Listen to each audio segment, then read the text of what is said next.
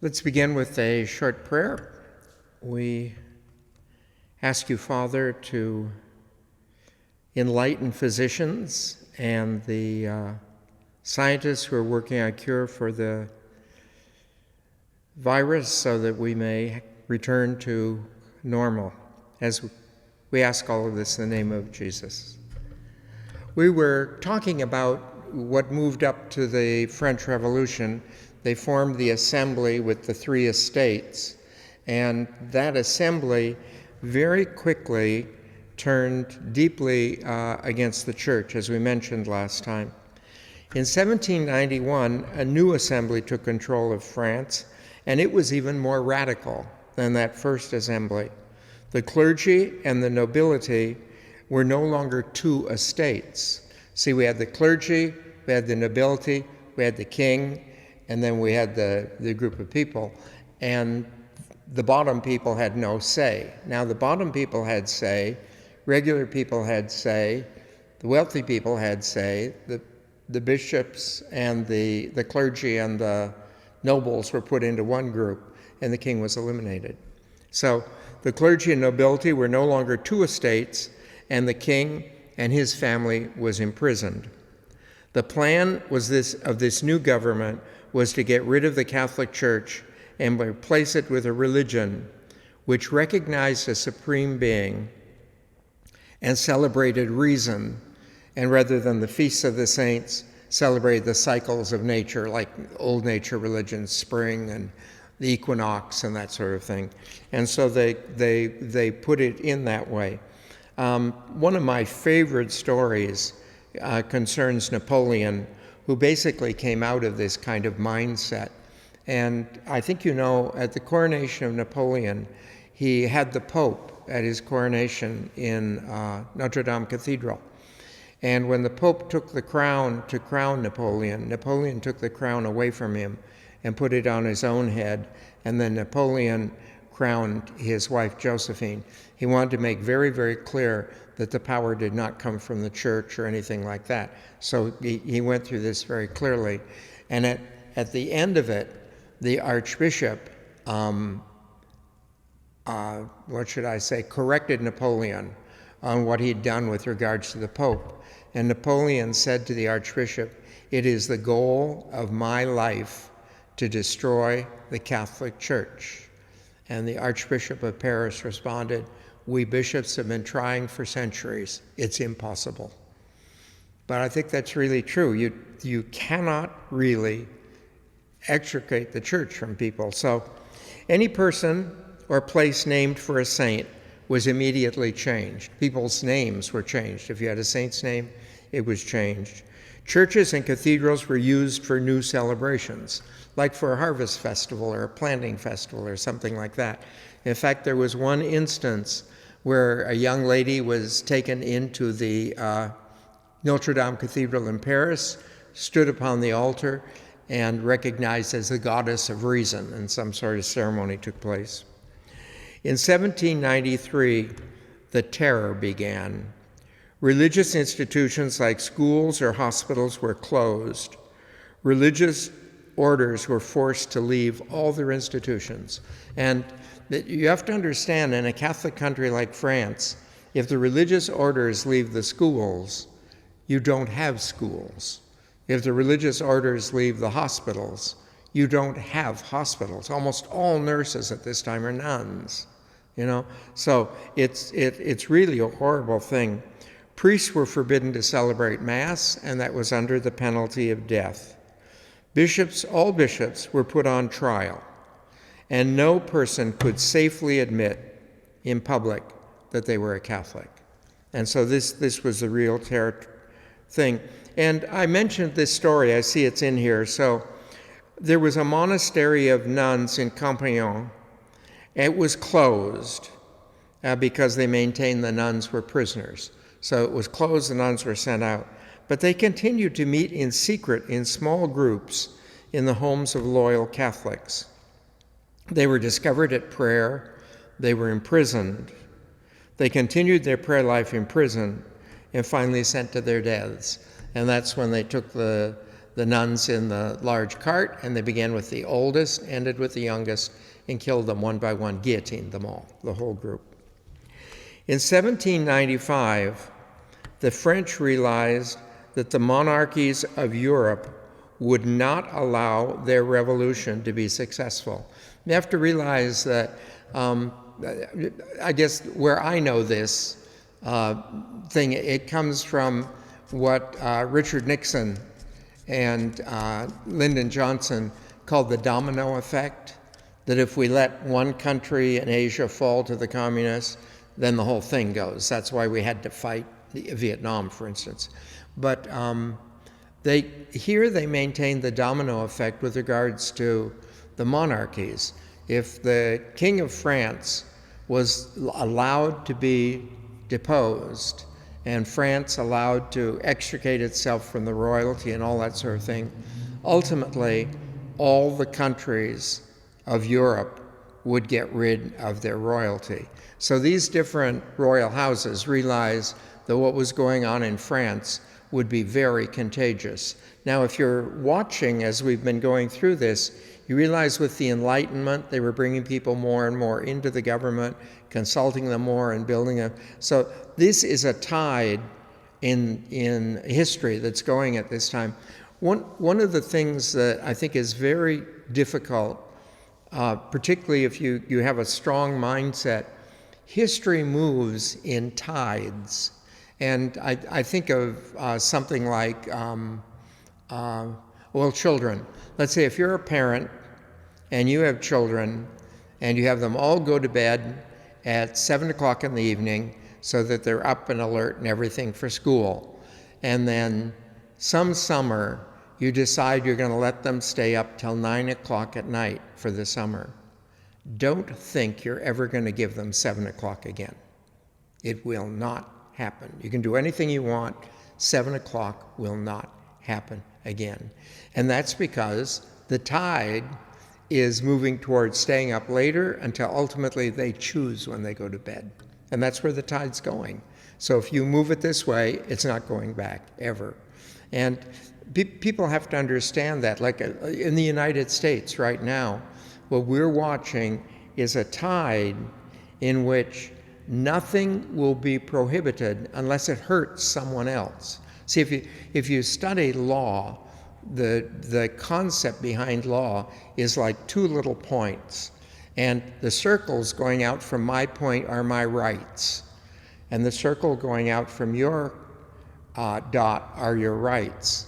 And law only comes where rights intersect. So where my right, let's say I have the right to carry a gun, to point it, and to shoot it. However, when I point it and shoot it at you, then you have the right to point yours at me and shoot me. So what we do is I give up my right to shoot you, you give up your right to shoot me, and that's where the law sits. But a law has to somehow affect, and we're moving towards that. And when I was a youngster, we had all kinds of laws. You couldn't open a store on Sunday. Just a remarkable number of laws. And what I've watched in my life is the slow destruction of any law. There's no law about drinking in the United States. There's a law if you drive. There's a law if you get unruly drunk. But there's no law against drinking. They tried that. You can't do that. So law moves that way. But anyway, the monarchies could see that this was a movement. And the revolutionaries wanted to spread their ideas across Europe. So they declared war on Austria and Prussia. So now they realize, first of all, the monarchies are against them as a group. So what they want to do is go in and take over a country, get rid of the monarchy, and then they believe those people will back them, and together they'll go on and get rid of another monarchy, and it'll work that way. I don't know if you know the history of the South Carolina slave revolt, but the South Carolina slave revolt, a few slaves in one area revolted against their masters. I'm talking one plantation, revolted against their masters, killed them, and that mob went to the next plantation. And as they moved on, all the slaves began to grow into that. So it was a growing movement. Eventually, they brought the army against that and ended it. So anyway, now they go into Austria and Prussia. The war went very badly, but it united the people, and King Louis XVI was accused of treason and executed. Now, he was the king who'd been put in jail earlier. So he was accused of treason and executed. And they blamed the reason the war went badly is because in France they were royalists who were loyal to the king, as well as people who were, loyal to the revolution. So they thought if the king was eliminated, then no one would be in favor of that. Robespierre, Saint-Just, Danton, and Marat formed a committee of public safety to keep security within the borders of France. They were responsible for the deaths of 13,000 people. They executed 13,000 people. Marie Antoinette and 1,000 aristocrats were among the condemned. Notice 13,000 and 1,000 were the aristocrats, okay? Marat was killed by a citizen. Robespierre had Danton killed, and when Robespierre was tried and executed, okay? Then things began to change for the better. But this group of gentlemen who were really, really radical began these executions, everything. It was a terror to be in France at the time. You could be accused of being a royalist by anyone, and your chances of being executed were really high. And if you were wealthy, you were in danger. If you were royalty, you were dead. And so they got rid of these. But when you set up something like that, remember, those who live by the sword die by the sword. They began violence among themselves, the four of them, and eventually they were all killed. At that point, a new constitution was proclaimed with 5 directors and a legislature ruling the country. People who paid taxes or who were in the army could vote. But to be elected, a person had to own land. And that was one of the first conditions in the United States. When the country was founded, if you were not a landowner, you couldn't vote. And the idea was that a landowner is really invested in the society. And so in this case, to be elected, you had to own land. Although the laws did not change, priests were able to come out of hiding, Mass was again celebrated, and the church began to take the place it traditionally had. Now notice the laws have not changed. It's a death penalty to celebrate Mass, but now priests are able to celebrate openly. Churches were to be used for these pagan celebrations, but if the people in a village wanted Mass in their church, that's what happened. And if you visit France today, this is true in many countries because of the revolutions we're going to see now. But in France, every Catholic church, including Notre Dame, every Catholic church built before the revolution belongs to the government, not to the Catholic Church. And what they do is they allow the priests to function there and that sort of thing. But the government owns all the churches. Same's true in Mexico. In fact, in Mexico, if you build a new church, it automatically belongs to the government. Now in France, churches built after the revolution belong to whoever built them. In 1804, Napoleon Bonaparte, a French general, won a series of great victories in Italy and decided to weaken the English by taking control of the seas leading to India. Remember, in the British thing, the British controlled India and used it for a lot of things that came to England, as well as India was probably their major export thing, mainly cloth, but major export thing. If you remember, on the Indian flag, there is a wheel, and that's actually the wheel from a spinning wheel. And the reason why it's on their flag is the way Gandhi organized the Indians to basically get rid of the British was have them start spinning their own cloth.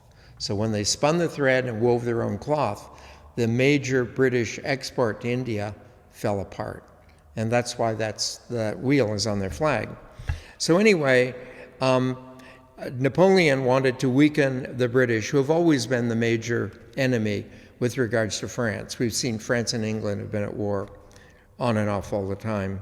His armies were victorious in Egypt and Palestine, but the English Navy under Nelson defeated the French Navy in the Battle of the Nile. So, and remember, the great strength of the British has always been their Navy. So at this time, Nelson goes over with his Navy and he defeats the French. Napoleon fled to Paris and blamed the entire fiasco on other people. So he ended up not having much blame. I think his army was largely captured. But anyway, when Napoleon returned to Paris, he got involved in politics and became the first consul. Although the Republican form of government remained, he was the one holding political power. So they had basically a Republican government and triumvirate at the top, three councils. But Napoleon was in charge, and he just sort of took over. I would compare it today to the United States, where we have all kinds of checks and balances, in the Senate and this sort of thing, and none of them seem to be working. You end up with someone very much in charge, and that's what happened there. To gain stronger support among the French, he decided to make peace with the church and signed a concordant with Pius VII. A concordant is a treaty made with the church, a political treaty made. So he signed this treaty with the church. The Catholic Church was recognized as the religion of most of the French. It was not recognized as the state religion of France, but they recognized it as being the religion of most of the French people. Priests would be appointed by the bishops, who would themselves be nominated by Napoleon, but ordained by the Pope. Okay? So the priests, Napoleon had the ability to nominate bishops, and I give you an example today. The bishops in California, the organization of bishops, has the ability to nominate bishops for California. But the Pope is the one who selects who among the nominees will be made a bishop and where. So the church gave up any claim to the lands that had been taken during the Revolution, and all clergy, Catholic or Protestant, came to be paid by the state. So officially, all clergy at that time became employees of the government. And that remains to this day. They're employees of the government.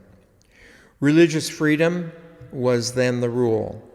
The church was no longer in the control of education or in the keeping of official records. What this means, you may remember when Prince Rainier married Princess Grace. If you remember, they had to go to a ceremony in a, town hall, where they were officially married. And once they were officially married, then they could have their celebration in the church with the Mass and the church marriage. But the church did not have the right, like in the United States, if you have a Catholic marriage, the Catholic priest signs, and that is the official marriage. If you have a Buddhist marriage, that's the official marriage. Or you can go to the state and have it. But the state allows the churches to keep records, okay? And we keep records of births. We call them baptismal records. And we keep records of deaths in the church, and we also keep marriage records. In France, that's not true. Our birth must be registered with the government. The wedding must take place first with the government, and the death must be registered with the government. And today, with birth certificates in the United States, I'm inclined to think the birth is required, birth certificate. But there's so many people in the United States who've come from Europe or are old enough that their baptismal records are counted, okay? But I think probably legally we have the birth certificate today, France became the most secularized Catholic country that the world had ever seen. Usually when there were, as a Catholic country, the church had really strong roles and stuff like that. All that ended in France. Napoleon had himself made the hereditary emperor and won votes of approval. It's very interesting. He appealed to a republic, like the United States is a republic. A republic is where you elect someone who speaks for you. Like even in our national election, when we elect, each state elects some electors who speak for us at the vote of the president. It's not a direct vote of the president. We're a republic, not a democracy.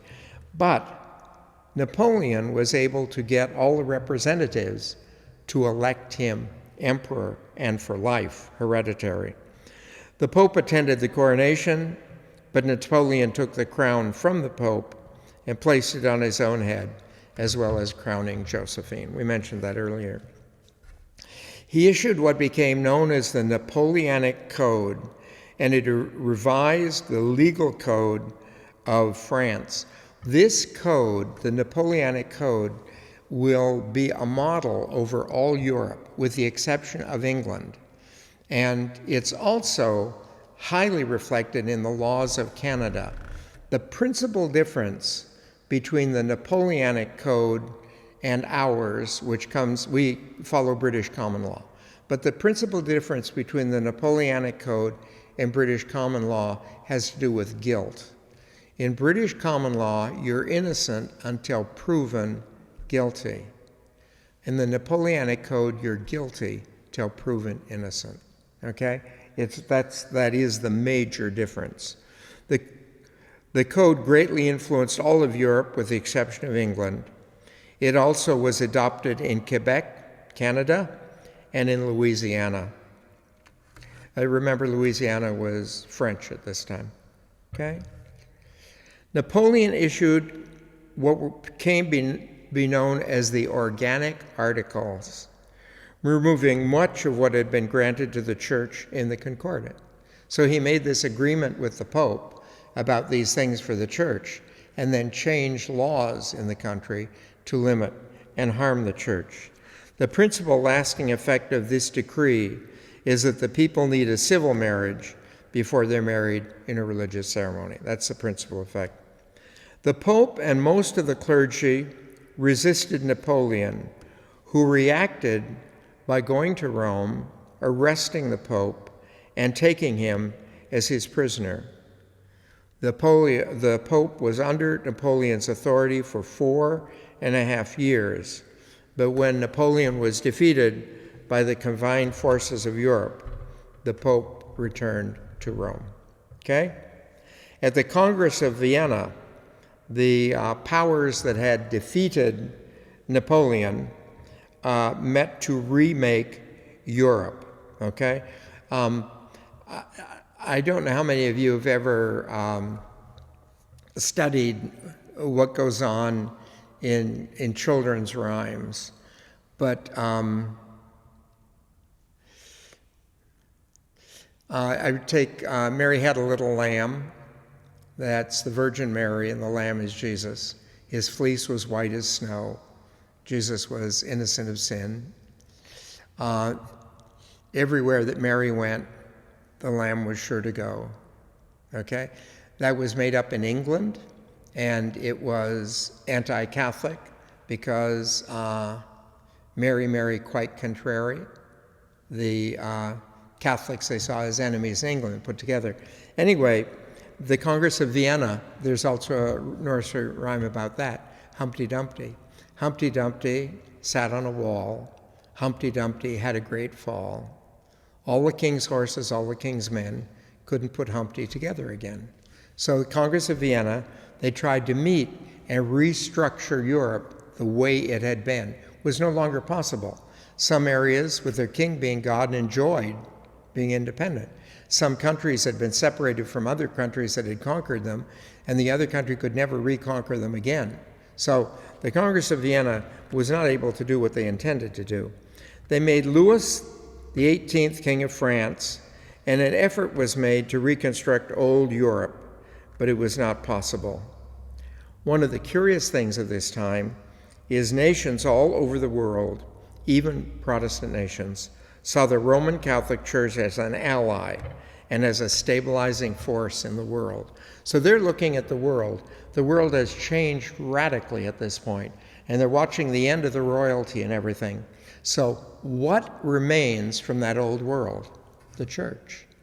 And so the church was the stable thing. The church has a history.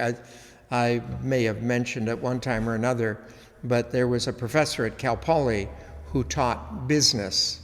And one of the things he did, he said, if you want to ever start a business, he says it's very important for you to take a very clear understanding of the most important business in all of history. And he says that business is 2,000 years old. It has CEOs dating back 2,000. He was talking about the church, and he said that. But he says nothing has existed that long. Not a series of kings, not a series of rulers, nothing. The series of popes is the longest. The institution has changed, and this sort of thing.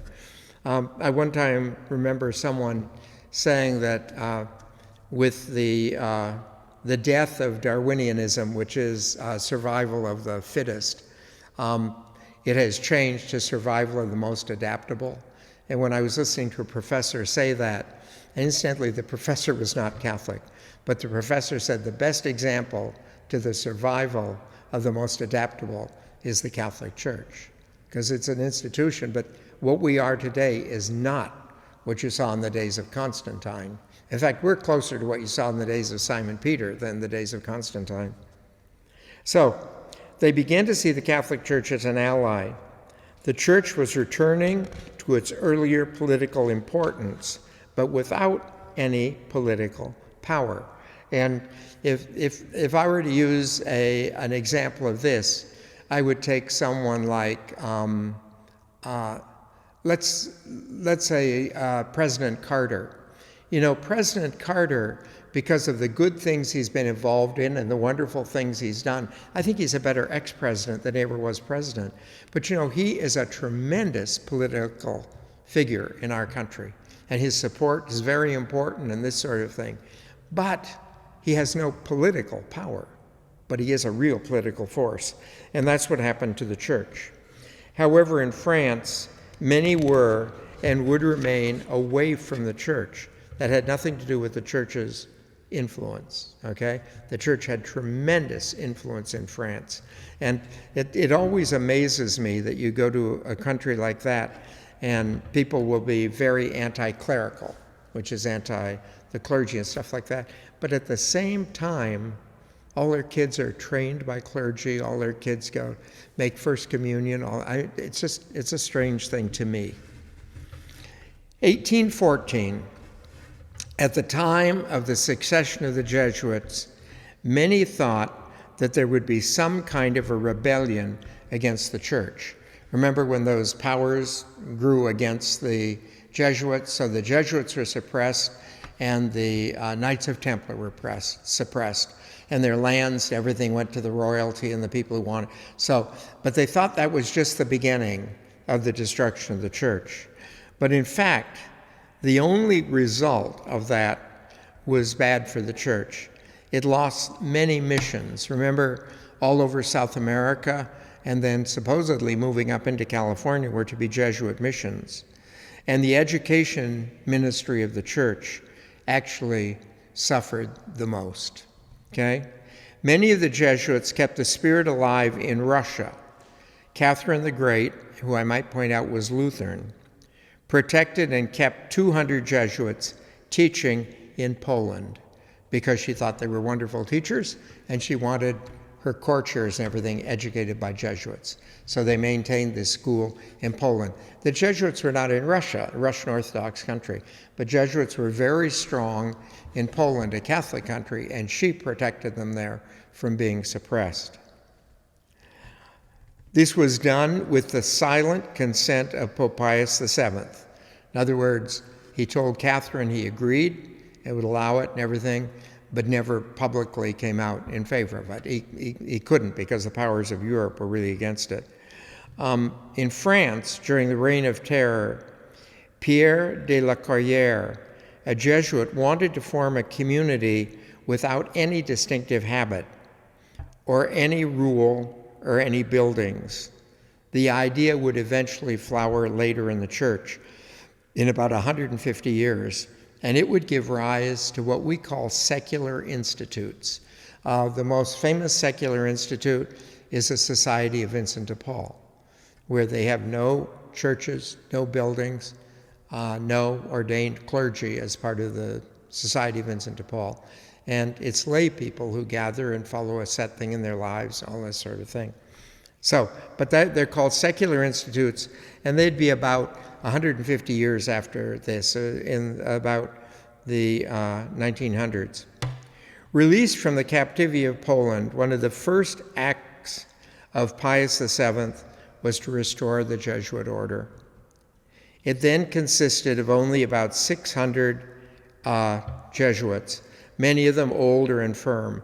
Now, they were alive, they weren't executed, but these 600, I guess you'd take the 100 in Poland. So these 500 were elderly, non-functioning clergy, who lived sort of in exile. 20 years later, there were 2,137, and by 1900, there were 15,000. The Jesuit order grew very rapidly, and I think even today the Jesuit order is the largest single order in the church. In the 19th century, the role of the Jesuits was very important, and people attacking the Catholic Church always take strong aim at the Jesuits. I think it's a standing thing in the Catholic Church that we kid about the Jesuits. And we kid about the Jesuits because they're so powerful and because there's so much to the benefit of the church. I can't imagine any actual believing Catholic who's against the Jesuits, but we kid a lot about it. But outside the Catholic Church, a lot of people recognize the Jesuits as a real enemy to them. And it's because they're so well educated in so many fields, so many fields. The only man that Albert Einstein ever apologized to was a Jesuit. And he was a Jesuit in charge of the astronomy at the Vatican City. And he is the one who postulated the fact that we live in an expanding universe. And Einstein constantly argued against him, as it's a static universe. There's movement in it, but the universe itself is static. And eventually they proved the universe was dynamic. But and that was in the field of astronomy, not even theology. Jesuits are very well educated in many fields.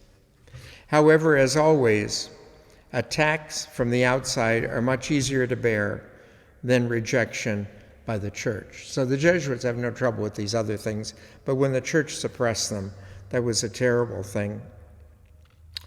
And we're going to look at this. Remember, we began this in about 1814. Because the schools in the United States were actually controlled by Protestants, many Catholic immigrants needed to be educated. So when people came from Italy, lots of people from Italy, there are people from Ireland. When Catholics came to the United States, they had to go to school. But schools, while there was freedom of religion in the United States, the schools were by definition Protestant, okay? And I forget when it occurred. There was an incident in Chicago where 3 children were killed on a playground in a school in Chicago. And they were killed by the other children because in the classroom, when the Our Father was said, they did not conclude with, "For thine is the kingdom, the power, and the glory." So the different things that were done in the school, while they maintained, they were, non-denominational. They were very denominational from a Catholic point of view. And it's actually that point of view that eventually got prayer removed from the schools, because it's very difficult to say a prayer that doesn't offend anyone except an atheist. It's impossible to say a prayer that doesn't offend an atheist. So if we want education to be, free and open and non-prejudiced, then prayer can't be a part of it. One of the ways to do that, however, is to separate students in the morning so that you could have different gatherings of different groups. I know schools where that's done, and they have maybe 10 minutes of prayer in the morning, then they all come back together, but the prayers are done separately. There were few schools in the United States started by religious orders, like the Holy Cross Brothers, who established Notre Dame, and the Irish Christian Brothers. So the situation exists. There are Catholic schools. They're very rare, and the public schools are very, very Protestant.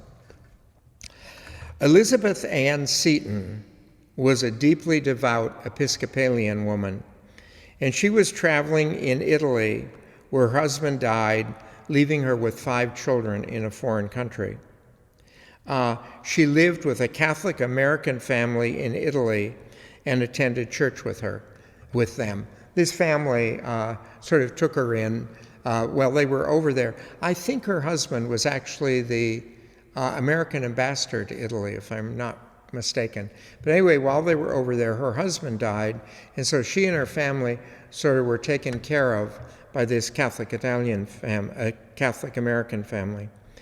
She was shocked and hurt by the jokes American tourists made about the Catholics.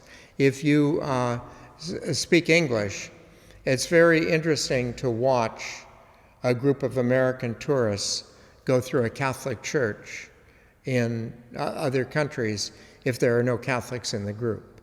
It's just, you hear the bigotry. Same thing in Israel. It's amazing what you hear people say about Jewish people because they think other people don't speak English. It's just, but anyway, so jokes were being made about Catholics. When she returned to New York and remembered the wonderful Catholic schools in Italy, she began to study the faith and became a Catholic, much to the horror of her family and friends.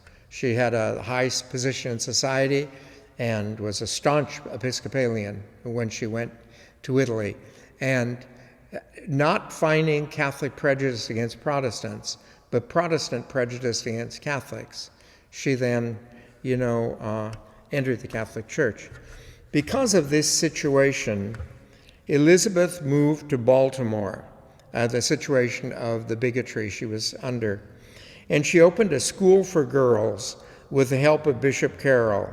And she began a religious order called the Daughters of Charity. Okay, so she started this religious order. Bishop Carroll, remember, is the very first bishop in the United States and Bishop of Baltimore, Maryland.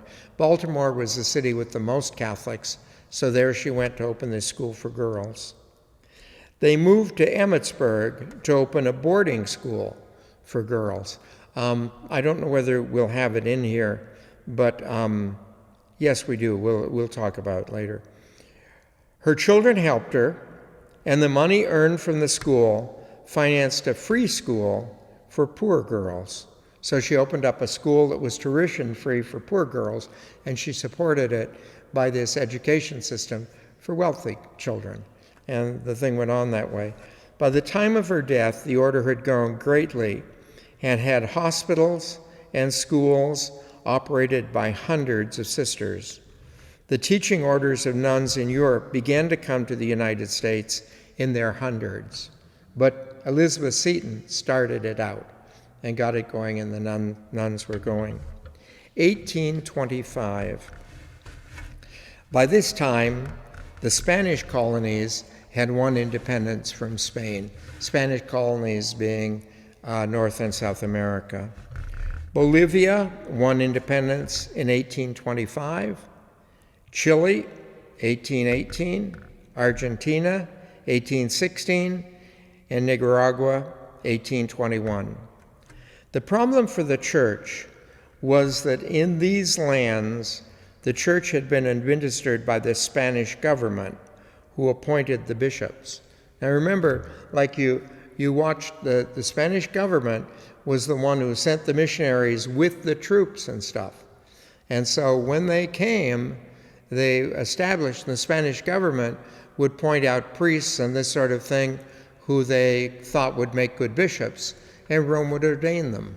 And they went over. And the bishops are all born in Spain, not in the New World. They were all born in Spain. Almost all the bishops were from Spain. They did not support the rebels and were not liked by the people. So the Spanish, bishops, of course, supported the king. The king was the one who put them together and built the missions and stuff like that. The parish clergy actually supported the revolution. Remember, the parish clergy are the native clergy. So it would be like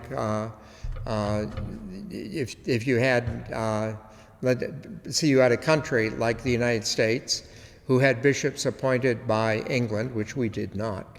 But if we had bishops appointed by England, during the revolt at the time of the revolution, the bishops would probably be on the side of the royalists. And so that's what happened in all over South America.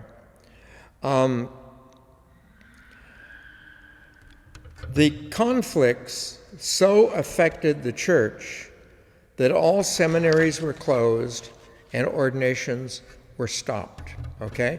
And that's because the seminaries are under the administration of the bishop. Now, ordinations are by the bishops, okay? The Pope sent a legate to Latin America, but his mission was a failure. The purpose of the legate was to bring about some kind of peace between these new governments in South America and the bishops, so that the church could continue to function in that. And Rome viewed the situation in the light of Europe, and that wouldn't apply in South America, okay? Europe was at the beginning of this process of independence and getting away from royalty. But because that was what was beginning in Europe, when all of North and South America were found and populated and everything, we began that way, so that we never had kings or anything. There was an emperor in Mexico, but he was sent from Spain, Emperor Maximilian. But the idea of royalty and everything all through this area really never caught on. And so it became a very difficult situation. In 1831, Gregory XVI became Pope, and he appointed 6 bishops for Latin America. He picked out 6 men, made them bishops. The European governments were not happy with the loss of power to appoint bishops, but the Pope said that he was responsible for the whole church and had the right to deal with the government actually in power. See, what they wanted the church was the church should stand with the royalists against this rise in the government by the people. And the Pope said, what the church has to do is deal with the government that actually exists there. It is not our job to create the government or to support the government as government or anything, but it is our job to function under the government, whatever it is. And that's something oftentimes governments have a great trouble realizing. Over a period of time, Fidel Castro came to kind of peace with the Catholic Church because he realized the Catholic Church was not functioning against Castro, okay? The Catholic Church obviously is against atheism, but the Catholic Church is not against communism per se. The Catholic Church can function under that. What the Catholic Church wants is the freedom to worship, and they give the government the thing of governing. That's theirs. Church-state relationships in Latin America, as a result of the thing of the bishops, remained difficult for many, many years. And we'll see that difficulty erupt into the Great Revolution in Mexico at one point. In 1800, beginning in Germany, a new trend called Romanticism was then added to this Enlightenment. The Enlightenment had to do with the mind. Romanticism is a mix of many ideas, but one of the things about Romanticism, it emphasizes emotions. And it's very interesting to study this in art. In Romanticism, if you see a painting of a family, it's put together to show the great care for the little baby or something, but it should move you emotionally when you see the picture. I give you an example. A great American romantic artist was, can't think of him now, he did all the guy who did all the covers for Post mag, Norman Rockwell. Yeah, Norman Rockwell. When you see a painting of his, it inspires an emotion, okay? Now, are they good paintings? They're great. They're great illustrations. But what he does is illustrate things to draw emotions out of you. And his paintings are powerfully emotional, okay? So that was part. So they emphasized emotions. Now, there'd been a complete emphasis on ideas and intellectualism previously. And they also emphasized imagination over reason. And the thing I like about this is that reason deals with what is, but this imagination reaches to what can be. And it's kind of like walking. When you walk, one foot is on solid ground and one's just sitting in the air. But that is how you advance, okay? That's how you move forward. Well, the reason is the foot that's on the land, and Romanticism is the foot that's in the air. It held that everything is always changing, and human beings are initially more complicated, infinitely more complicated than we had ever thought. And you remember when we talked earlier about that growth in France? They wrote their encyclopedia. And their encyclopedia, I think, was in 2 or 3 volumes. And their encyclopedia actually contained everything everyone knew. It was really, we cannot imagine today any book that would contain everything we know about any one branch of medicine, any one branch of law. If you go to a lawyer, he'll tell you, I deal in civil suits, I deal in criminal defense, I deal in contracts. They deal in different areas. Law is too complex for someone to hold law or medicine. We have a GP, which is a general practitioner in medicine, but that person, if there's anything serious, sends you to someone else who's specifically interested in these different areas. Knowledge has become more complex. And I think I find this sort of thing fascinating. When I was a young boy, we used to have a set of books called the Book of Knowledge. And it's the same thing as the encyclopedia, actually. But if you were to open up and look up the word Praying Mantis, there would be a picture there of a praying mantis, okay? Today, if you were to pick up a book on the praying mantis, you'd discover there are over 2,000 varieties of praying mantis. They come from little tiny to really big, okay? But there's all kinds of varieties. There's one that was discovered within the last 30 years anyway, and it's sort of lavender color, and it's got strange appendages on its legs, and it would just sit on an orchid, and it looks exactly like the bloom. And that's why it was there for years before anyone saw it. You just had to be watching the orchid when a bug came by, and then you would see it was a praying mantis. But these things, everything becomes more complicated. Using our imaginations, we should be able to create a new and better world.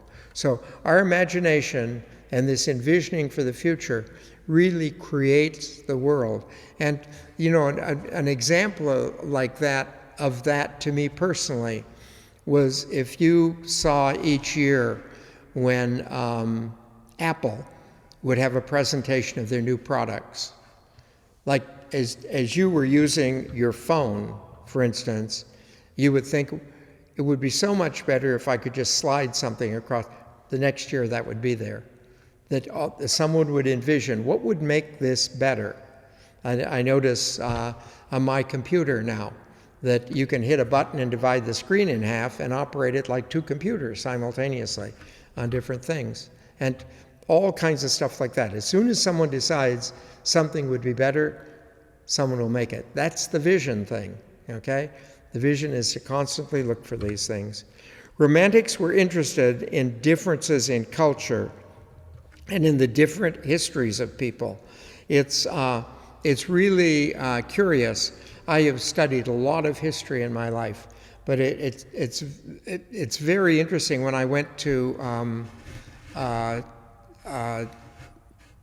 do my licentiate degree in Canada, they wanted me to take some history course. I don't know what it was. And so I said, I've been through history for everything. I studied the history of education. I went through all of this. And it's interesting, the professor said to me, he says, where does world history begin? I said, world history basically begins in Mesopotamia. He says, where's the history of education begin? I said, the history of education begins in China. And he went through a bunch of these. But when you start looking, like the history of architecture begins in Greece. Like these are very different things. History of philosophy begins in Greece. Curiously, when you go through school in grade school and you study history, you're actually studying a history of war. It'll be all the wars, the nations and stuff. It's a history of war. And like what we're going through here is a history of the Catholic Church. There are thousands of ways you can approach history. And at this time, it's the first time they began to notice that as being a very different thing, okay? And I'm thinking of the classic thing they say, history is always written by the winners, okay? And so that alters history. You need to get history from the loser as well. They wanted social, political, and religious freedom. In order to carry on all this stuff, they wanted a lot of freedom. And that was all part of this Romantic movement. So why don't we stop it there, and we'll pick it up there next time. Thank you very much.